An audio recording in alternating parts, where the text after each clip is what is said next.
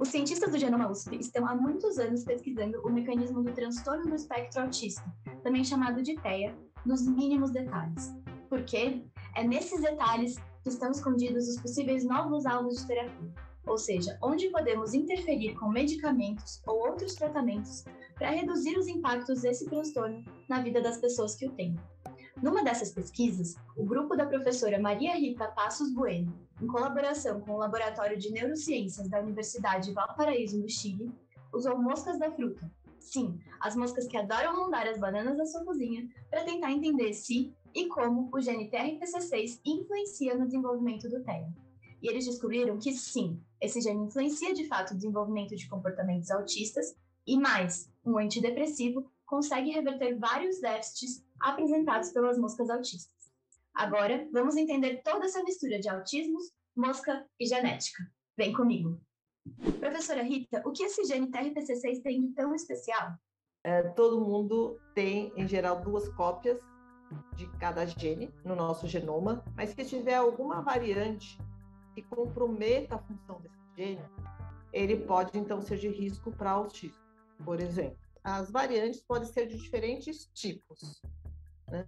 No caso que aquelas que estão sendo associadas ao autismo, são variantes que realmente levam à perda da quantidade de RPCC. Mas qual é o papel desse gene?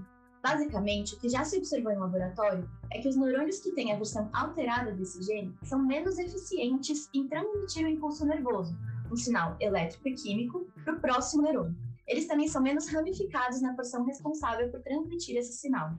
Então, a gente pode até pensar numa árvore, né, que tem um monte de ramos, né? Então, quando falta o TRPC6, em vez de ter um monte de ramos, vai ter menos ramificações, né? Então, esses neurônios, eles são mais comprometidos, né, do ponto de vista funcional. E onde a mosca da fruta entra nessa história? Se vocês queriam saber sobre TEA em humanos, por que usaram moscas da fruta? Primeiro que o genoma das moscas de frutas, ele é muito conhecido, né, hoje. E a gente pode ver quais genes da drosófila são parecidos com os genes dos humanos. Então, no caso do TRPC6, a gente verificou que sim, tem uma cópia no genoma da drosófila, que na drosófila é chamado de TRP-gama, né? E que esse gene é bastante parecido com o da drosófila, o TRP-gama, é bastante parecido com o TRPC6 humano. E, assim, a gente consegue ter resultados relativamente rápidos, o custo é bem baixo, perto de qualquer outro modelo, né? E deve dar, assim, é viável para se fazer para alguns desses genes de risco para autismo. Antes de a Rita contar mais para a gente sobre o experimento, você precisa saber um par de coisas sobre o transtorno do espectro autista para poder entender melhor a importância desses resultados.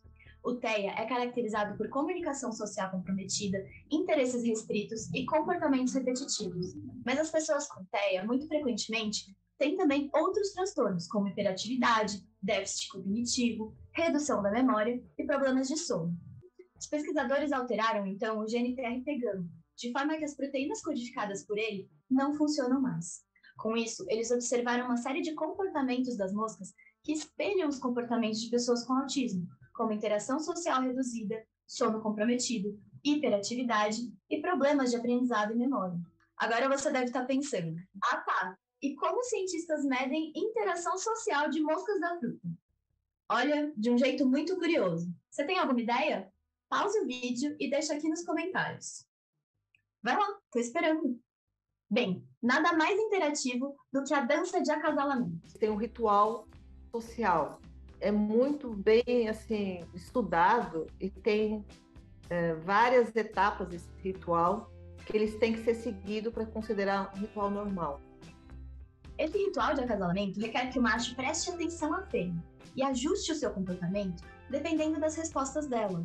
Os machos com o gene TRP-gama alterado foram mais rápidos nesse processo, enquanto as fêmeas mostraram menos interesse.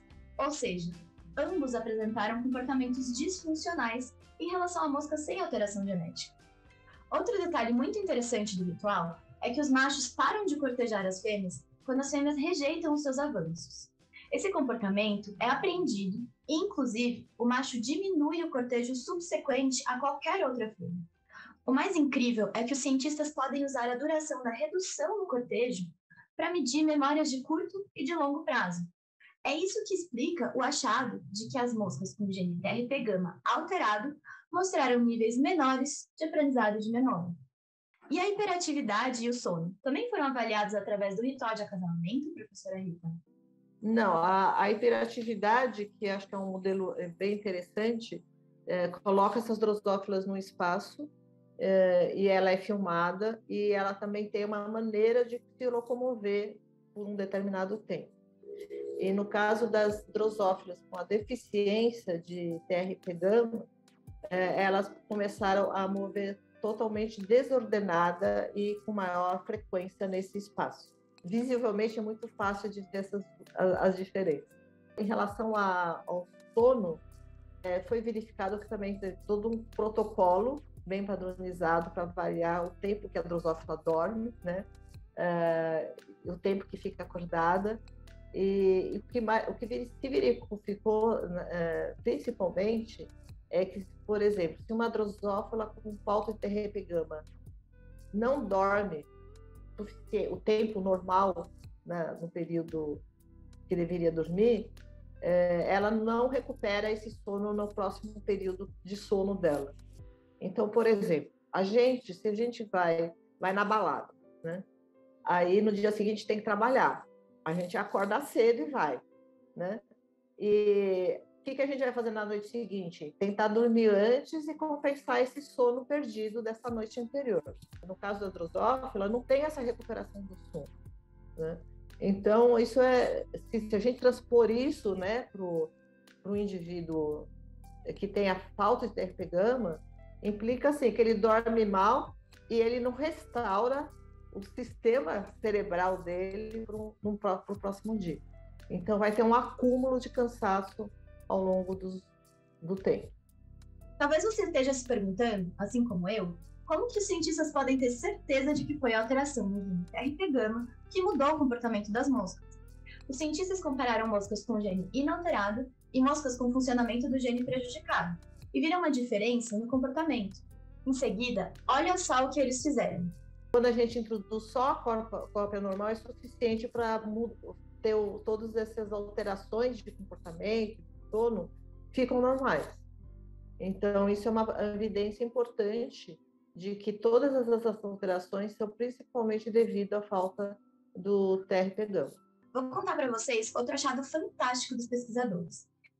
Nós já conhecemos um medicamento que pode atuar nessa via do gene TRPC6. É a hiperforina, um antidepressivo que ativa a proteína TRPC6.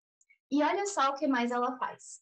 A gente já tinha mostrado num trabalho anterior que se aumentar a quantidade de hiperforina, o neurônio que está com poucas ramificações, os dendritos, né, com aquela que a gente comentou, ele fica normal. Você resgata, né, essa morfologia do neurônio. E não é só isso. A hiperforina também atenuou muitos dos déficits expressos por moscas com alteração genética. E esperamos que possa fazer o mesmo em seres humanos. Professora Rita, esse medicamento já pode ser usado por pessoas com autismo?